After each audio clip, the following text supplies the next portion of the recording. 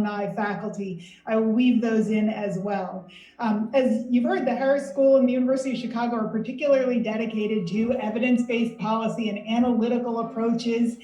It's been a challenging year for evidence-based policy. And I want to start by asking you a little bit about what we've learned over the last year. What does the evidence say? What have we learned since almost a year ago when the pandemic was declared about the disease? One of our students noted that we may have been misinformed by prior experiences with pandemics when the virus looks different. So what's the state of our knowledge about the virus and in the clinic and how we ought to be handling this particular pandemic? Well, thank you very much for that question. It's a very relevant question. And one of the questions that your own students asked, I think, is really right at the bottom of all of this. So it's been about a year now that we really appreciated what we were getting into with this pandemic that was global in nature, but that has really very, very severely afflicted the United States of America. There were some things, and this gets to the point that you were making, Dean Baker, that we have knowledge that evolves as the weeks and the months go by, and sometimes you need to make policy changes or policy decisions when you have not all the information that you need. And one of the things that this outbreak has taught us, that scientific investigation and the collection of data and evidence will almost naturally have you evolve your own stance, opinion, guideline, or what have you, because when you're dealing with virgin territory, an evolving epidemic in front of you, you have to make adjustments, be flexible enough and humble enough to know that you may need to essentially modify what you've said before. Some examples, very briefly, that I think are really to the core of the question.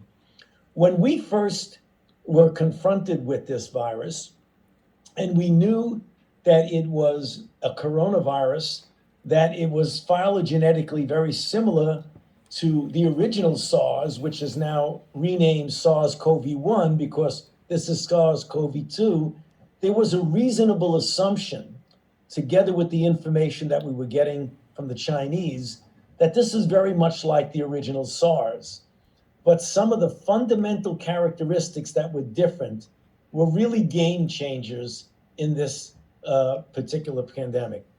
First of all, the fact that this virus is spectacularly capable in transmitting from human to human, number one.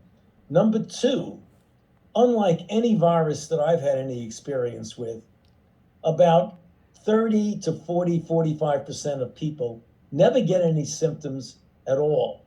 So whenever have you seen a virus in which almost half the people get no symptoms, and yet it can kill 500,000 Americans thus far, and a couple of million more plus globally.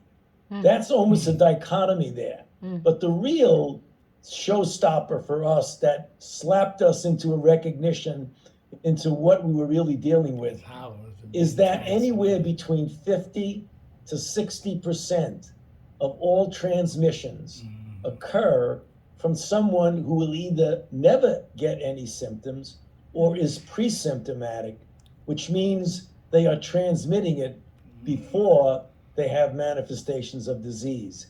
And that's just not the way respiratory viruses have worked historically.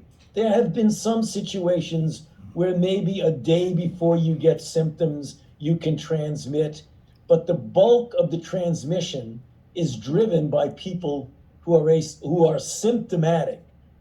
That is absolutely not the case here, which complicates everything from an appreciation of why you should be always wearing a mask, which is completely complicates identification, isolation, and contact tracing.